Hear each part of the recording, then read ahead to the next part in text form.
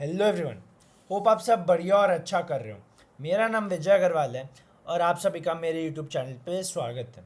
आज के दिन मैं एक और वीकली मार्केट एनालिसिस वीडियो लेके आया हूँ, जहाँ पे हम लोग डिस्कस करेंगे कमिंग वीक के लिए निफ्टी और बैंक निफ्टी का क्या व्यू हो सकता है, कौन से सेक्टर्स है या कौन से इंडेक्स है जो अच्छा परफॉर्म कर सकते हैं।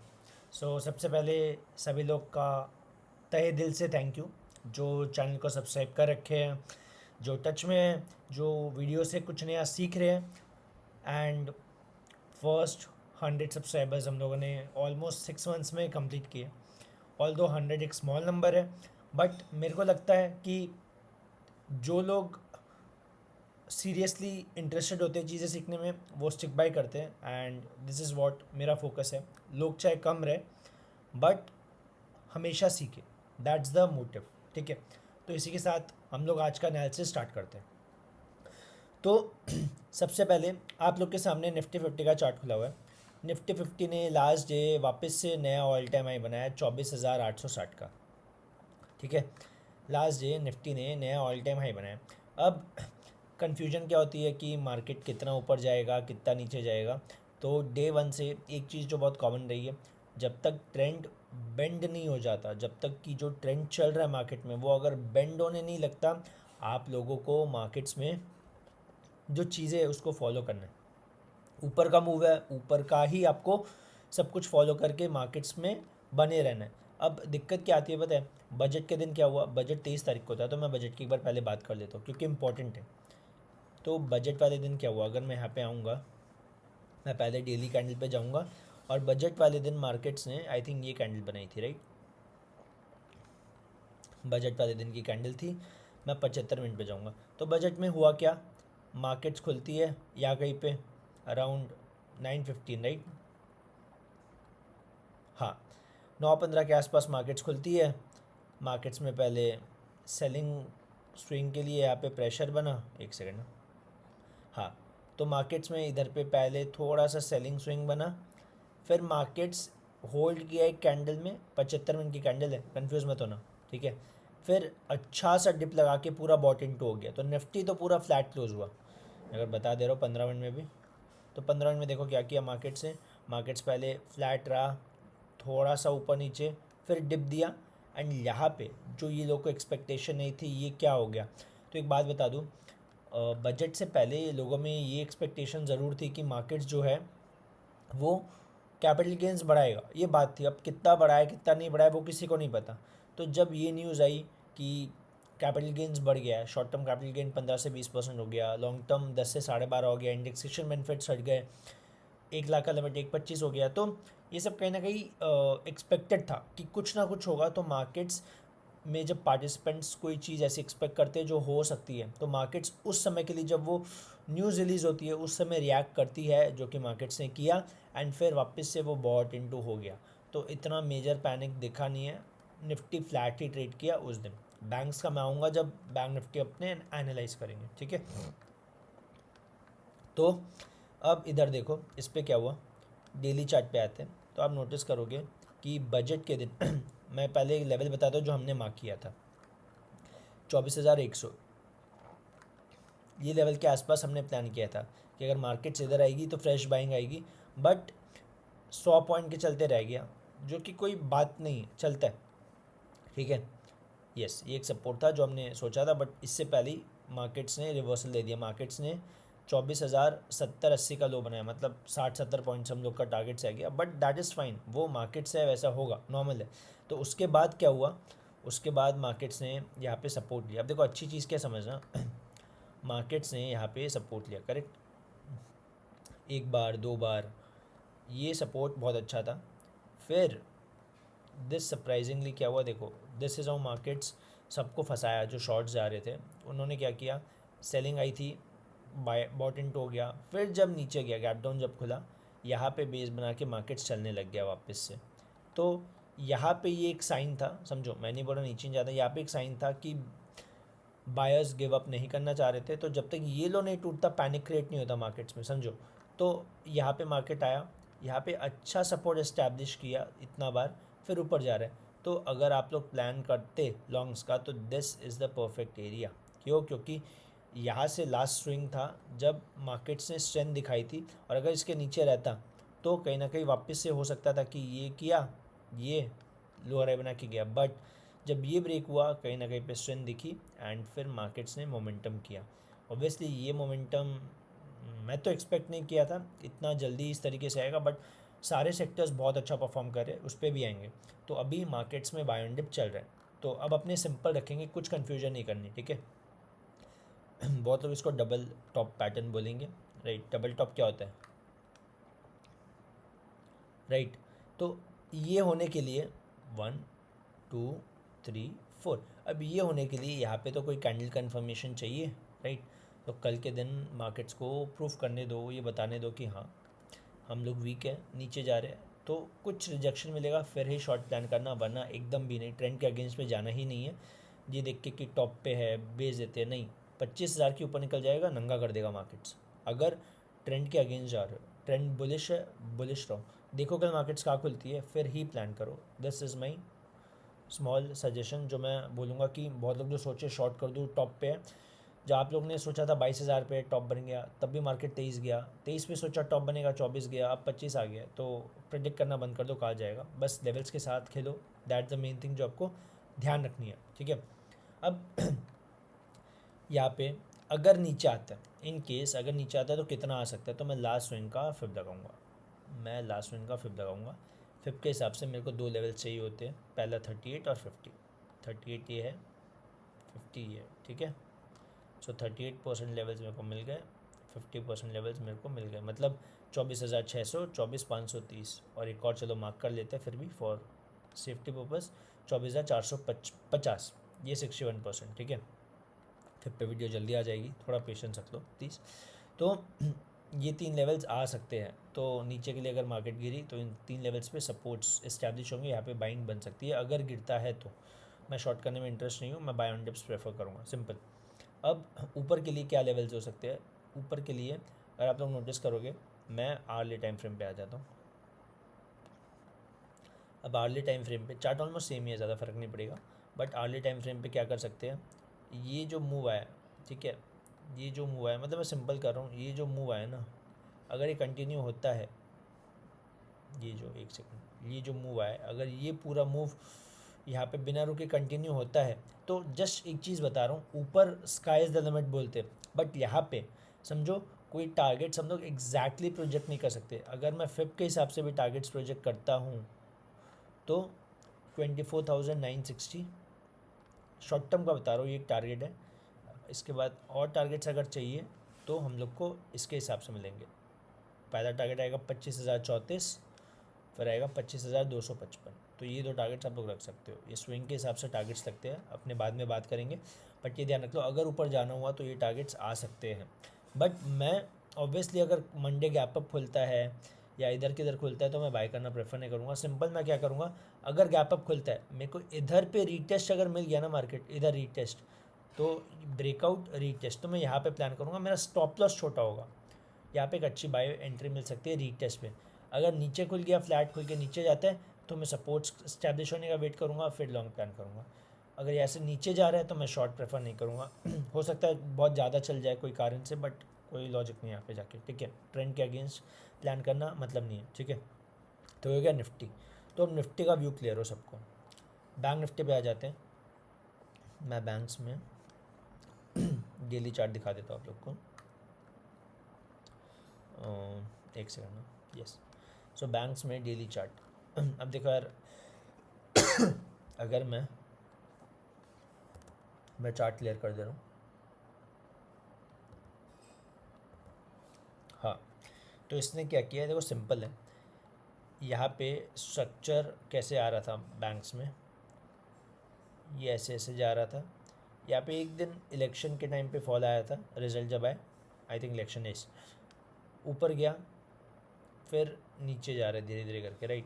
तो एक बात बताओ, अगर मैं देखूँ मेरा लास्ट स्विंग कौन सा है, मतलब नीचे से ऊपर कब गया, तो ये नीचे से ऊपर गया, तो इसका पुल बैक कितना आता है ये फिर बताता है, राइट। तो मैंने यहाँ पे फिर से टारगेट्स मार्क कर लिए, फॉर एग्जांपल मैंने ये लाया। अब देखो मेरे लिए 3 लेवल्स इंपॉर्टेंट है, मैं ये भी हटा दे रहा हूँ। मेरे लिए 3 लेवल्स इंपॉर्टेंट है। 38 जो मैंने अभी निफ्टी में किया था, 38, ठीक है, 50 और लास्ट 61%, करेक्ट। ये 3 लेवल चाहिए मेरे को, बाकी मैं हटा दे रहा हूँ, सब कोई काम के नहीं, ठीक है। ये 3 लेवल मैंने मार्क कर लिए। तो मार्केट से क्या किया, अब मैं छोटे टाइम फ्रेम पे आता हूँ। अब देखो मार्केट से क्या किया, देखो 3 लेवल अपने, पहले लेवल से मार्केट से यहाँ पे एक बार रिजेक्शन लिया है, और अब इस बार देखो सपोर्ट लिया एंड 2 बार फिर ऊपर चला गया, ठीक है। यहाँ पे ऑल दो ब्लफ़ किया मतलब फंसाया है, यहाँ पे नीचे खुला फिर ऊपर चला गया, बट इस तरह का बहुत बार नहीं होता चीज़, ये समझो। क्योंकि क्यों नहीं होता, क्योंकि देखो मार्केट जब ऊपर था, अब आप देखोगे डेली टाइम फ्रेम पे तो स्ट्रक्चर लोअर हाई लोअर लो का पूरा नहीं बनाया, बट 75 मिनट आर्ली पे इसका स्ट्रक्चर नीचे का था, राइट। तो अगर आप देखो तो स्ट्रक्चर अभी लो है, फिर लो इधर आया, फिर लो इधर, तो मतलब लोअर लो बन रहे हैं ना, लोअर लो, स्ट्रक्चर तो नीचे का है अभी। तो ये स्ट्रक्चर चेंज कब होगा, ये स्ट्रक्चर अगर चेंज करना है मार्केट्स में तो इस हाइस को तोड़ना पड़ेगा। मतलब मार्केट्स ने ये लोज बनाया, राइट। इससे पहले लोज कहाँ पे थे, 51,750 से 800, ये वाले, राइट। तो अगर इसको ऊपर जाना, इसको एक हायर लो बनाना पड़ेगा। बता दे रहा हूँ, एक सेकेंड, कंफ्यूज मत हो ना, देखो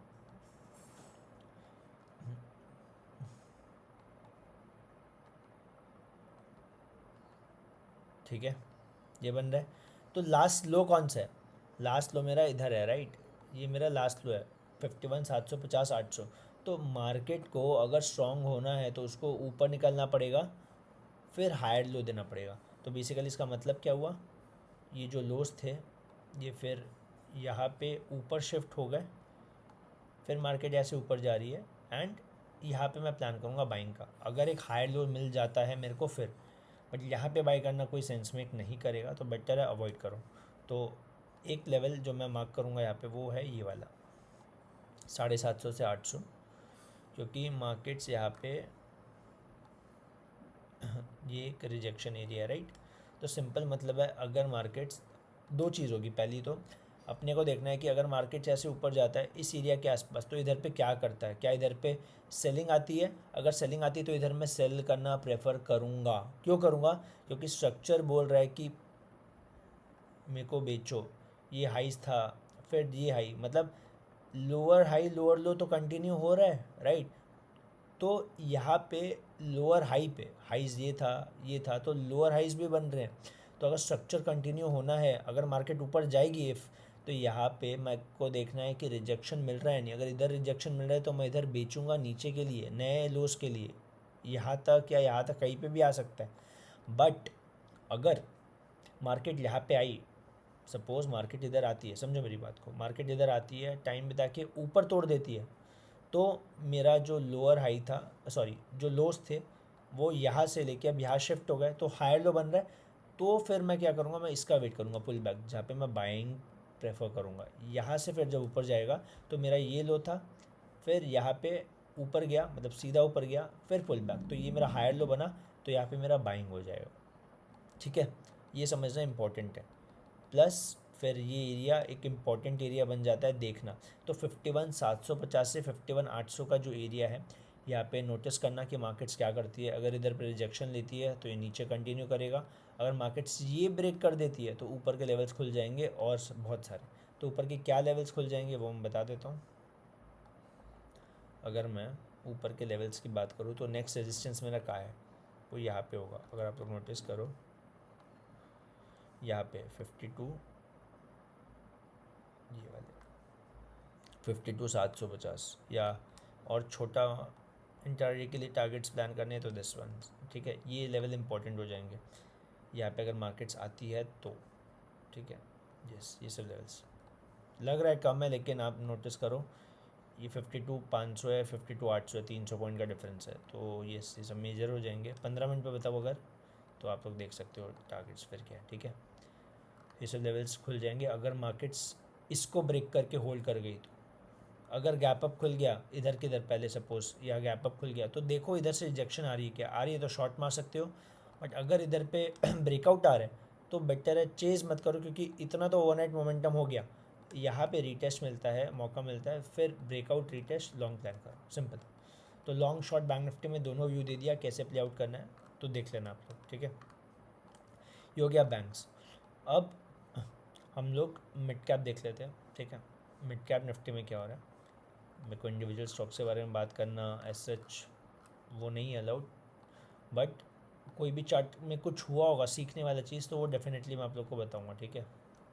तो मिड कैप इंडेक्स ने तो बहुत अच्छा ब्रेकआउट दिया है, तो मिड कैप इंडेक्स बहुत स्ट्रॉन्ग है, तो डेफिनेटली और मोमेंटम दिखना चाहिए। जिस तरीके से गया है 2% ऑलमोस्ट ऊपर है। एक स्मॉल कैप है वो भी देख लेते हैं। तो बेसिकली क्या होता है, जब भी स्मॉल कैप और मिड कैप परफॉर्म करते हैं वो लीडिंग इंडिकेटर्स होते हैं मार्केट के, तो अगर वो अच्छा कर रहे हैं तो बाकी सेक्टर्स भी अच्छा करेंगे, ये ध्यान रख लो। तो वो पहले चलते आगे, तो ये चीज़ ध्यान रखो। अब ये भी वापस से चलने लगा है, तो लेट्स सी क्या करते हैं। अब सेक्टर वाइज बात कर लेते हैं। मैं खाली जो हैवी वेट्स है वो क्या कर रहे हैं उस पर एक बार बोलना चाहूँगा। तो अगर आप लोग बैंक निफ्टी में निफ्टी में देखोगे तो Reliance one of the major contributors है, 10% होल्ड करता है वेट्स, तो ये एक अच्छा रेजिस्टेंस है।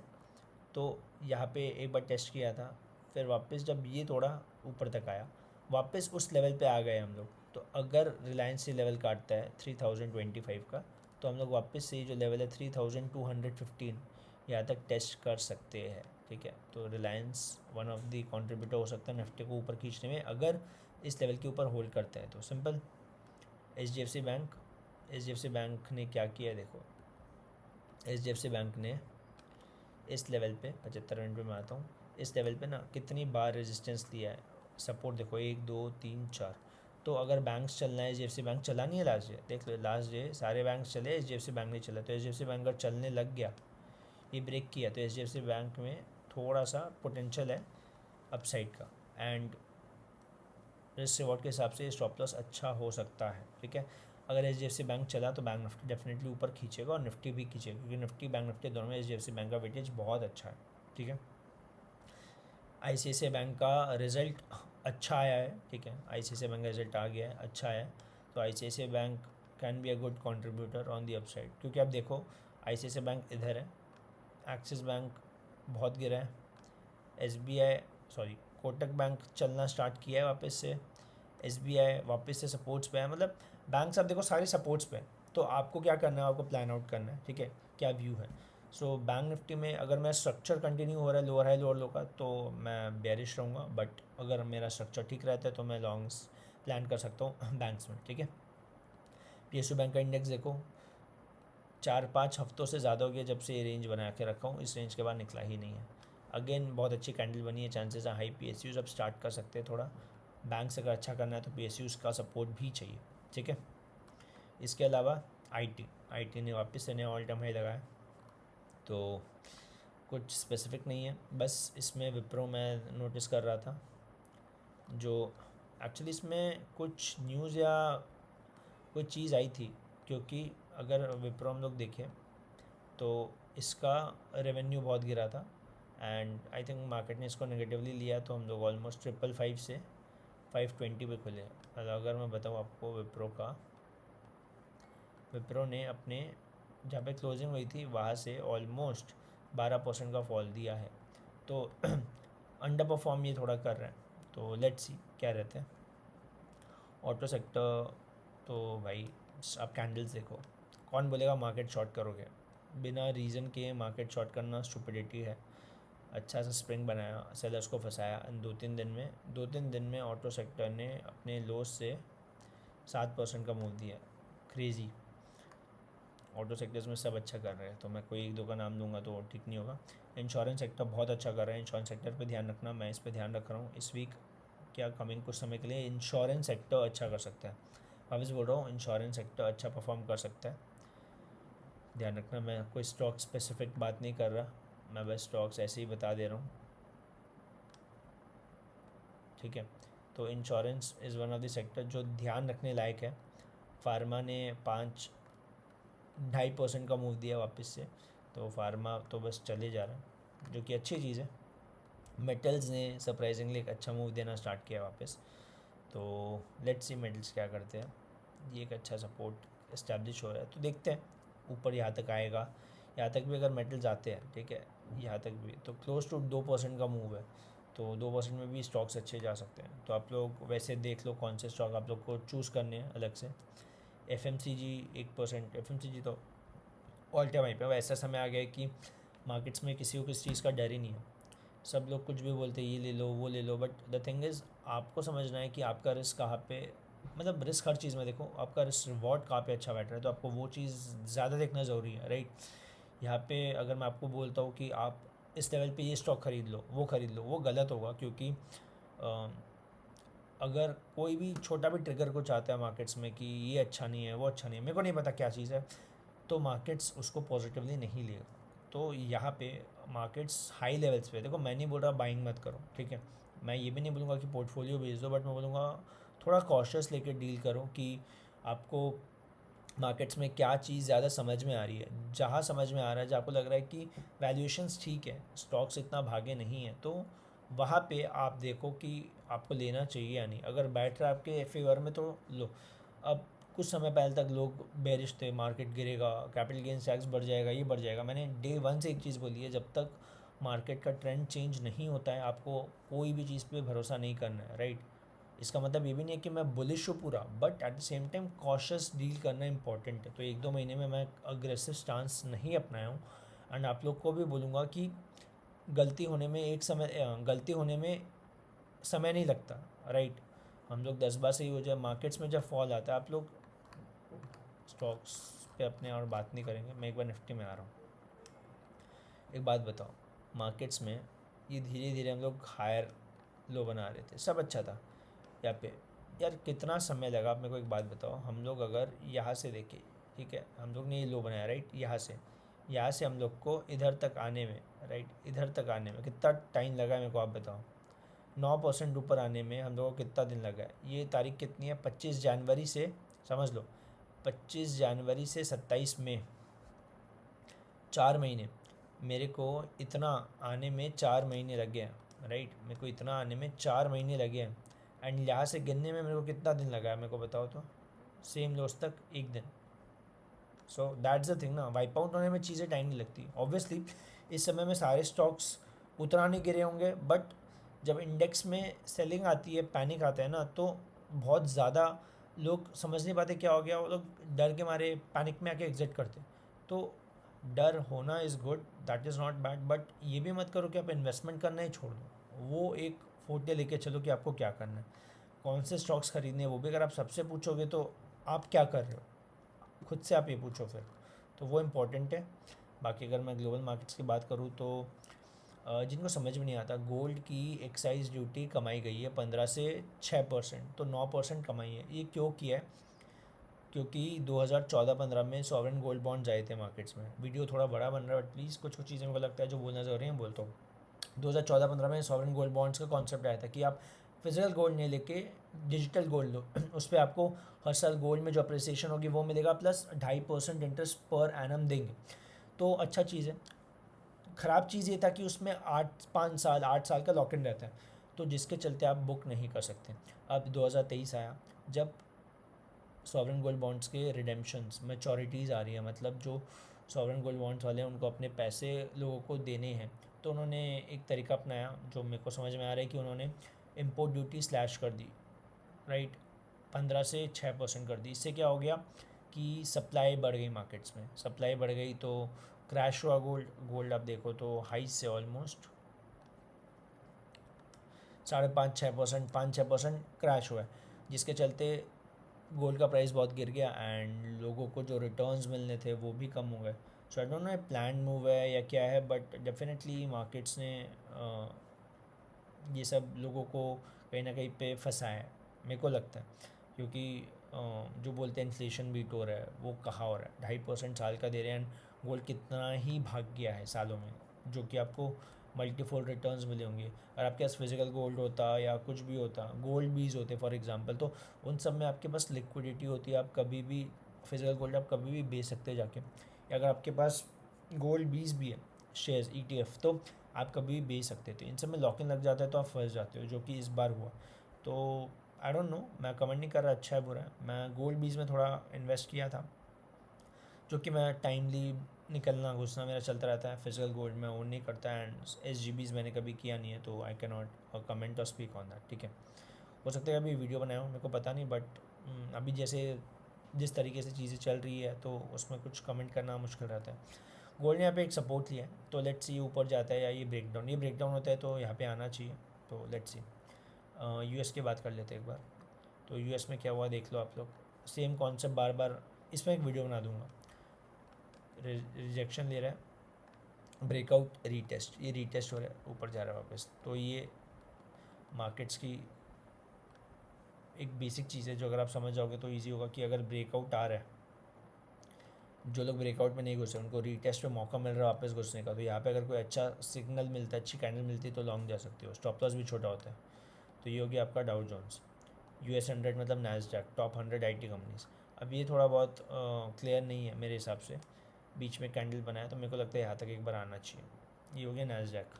डैक्स हो गया यूरोप का, तो इसने भी अच्छे सपोर्ट्स बनाया, इससे भी अच्छे सपोर्ट्स बनाया। लेट्स से कंटिन्यू होता है यानी। इसके अलावा क्रूड ऑयल की एक बार बात कर लेते हैं। तो क्रूड ऑयल में अगर आप लोग देखोगे तो क्रूड ऑयल अच्छा खासा फॉल किया है, जो कि अच्छी चीज़ है, पॉजिटिव है मार्केट्स के लिए। तो बीच में तो लेट्स यहाँ पे क्या होता है, यहाँ पे एक सपोर्ट अगर मैं बोलूँ तो यस ठीक है, ये एक सपोर्ट्स है। तो अगर ये ब्रेक करता है, अगर ये ब्रेक करता है तो इतना आना चाहिए ये वाला लेवल। तो देखते हैं क्या करता है, अभी कुछ बोलना सही नहीं होगा। बीच में हो सकता है ऊपर पुल बैक दे फिर है। तो यस, डॉलर इंडेक्स क्या कर रहा है? सो डॉलर इंडेक्स यहाँ पे इस जगह पे बहुत टाइम स्पेंड कर रहा है। तो पहले भी हुआ है, टाइम स्पेंड किया है फिर ऊपर गया है, टाइम स्पेंड किया ऊपर गया है, टाइम स्पेंड कर रहा है। ये जो बनाया था ना, इसके बाद मेरे को लगता नहीं ये ब्रेक होना चाहिए। ये होगा तो मार्केट से बहुत अच्छा पॉजिटिव मोमेंटम बनेगा, बट ये होना नहीं चाहिए। ऊपर जाएगा तो थोड़ा बहुत नेगेटिव स्लाइड होगा। तो लेट्स सी, अभी टाइम है चीज़ों में। सो या निफ्टी के लिए नया अगस्त सीरीज़ का एक्सपायरी स्टार्ट हो गया, बट बैंक निफ्टी के लिए वेडनेसडे अभी 31 को बचा हुआ है। सो लेट्स सी क्या होता है। अग्रेसिव मत रहो, लास्ट वीक है फ्रेश, अभी डायरेक्शन मिल जाएगी मार्केट्स में क्या हो रहा है क्या नहीं। ऑल्दो देखा जाए तो मिल गई है, मार्केट बुलिश है, सब सेक्टर्स अच्छा कर रहे हैं। तो शॉर्ट्स का प्लान मत करो, जब कंफर्मेशन मिले, कुछ लगे कि हाँ पॉजिटिविटी कहीं ना कहीं सारे सेक्टर्स में दिख रही है, तो उस पर ध्यान दो। ठीक है, बाकी मैं इस वीक एक और लर्निंग वीडियो लाऊंगा सब रीटेस्ट वाला चीज़ पे या किसी भी आई एम प्लानिंग, तो देखते हैं क्या होता है। तब तक के लिए अगर कोई डाउट्स है तो कमेंट सेक्शन में ज़रूर पूछो, और चैनल को लाइक शेयर सब्सक्राइब ज़रूर करना। तब तक के लिए थैंक यू।